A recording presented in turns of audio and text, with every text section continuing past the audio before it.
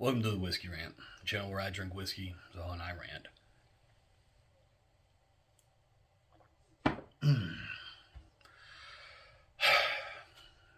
Given what just happened in Uvalde, Texas, so I want to derail from my abortion topics real quick, and I want to address a couple things. First and foremost, in areas where there's more firearms, there's more firearm deaths. So that's an inherent fact of there being more guns in the area. So this is not only backed up if you pull the raw data like I did, and so run your Pearson's R, Pearson's correlation coefficient, whatever you want to call it. So it's also backed up by the Harvard Injury Control Research Center. So I'm sorry to say, but the Republican talking point that, well, the only thing that stops a good guy with or a bad guy with a gun is a good guy with a gun is not proven by either the statistics or the studies. Hate to say it.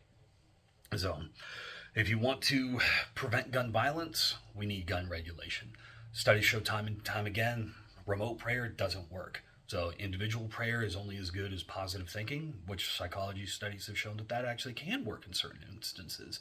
But when it comes to something like this, for mass shootings or gun violence in general, your thoughts and prayers don't mean anything. You might as well be fucking twiddling your thumbs, which, I mean, at least then you'd get some exercise. Another talking point that really irritates the fuck out of me, so is calling a gun a tool. It's a tool to kill people, so it's a weapon.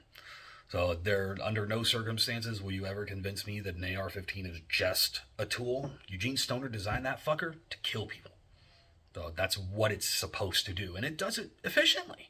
So I can't deny that, but you can't tell me that it's just a tool. It's just a tool.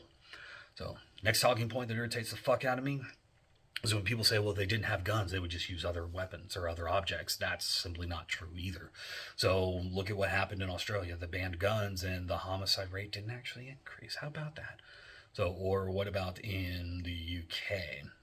For some weird reason in the UK, there is a slight spike once they banned gun in the mid-90s, but that was due to the Harold Shipman serial killer case where they took all of his victims and just added them to the statistics for that specific year. But other than that one anomaly,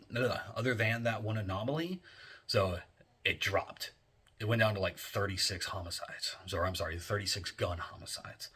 So that's an insanely low number. Like, there's no reason that we could not get a homicide rate from firearms at the same level that the UK could.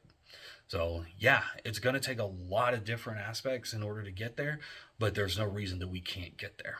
So banning guns, I don't believe is the answer.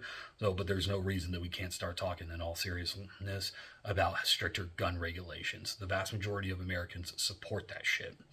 So, last talking point real quick. A lot of people are going to talk to me about, oh, well, what about Chicago and Houston? Look at those. Houston has a super low gun murder rate, whereas Chicago's just through the fucking roof. And you're right, it is. But did you look at Chicago before they actually enacted their gun laws? Something tells me you didn't. Because if you did, you would know that once they enacted their gun regulations and their stricter gun control laws, their homicide rate dropped. Now, I can't get into the nitty-gritty on why it started off higher than what it is in Houston. I don't fucking know. So it's not something that I spent a lot of time looking into.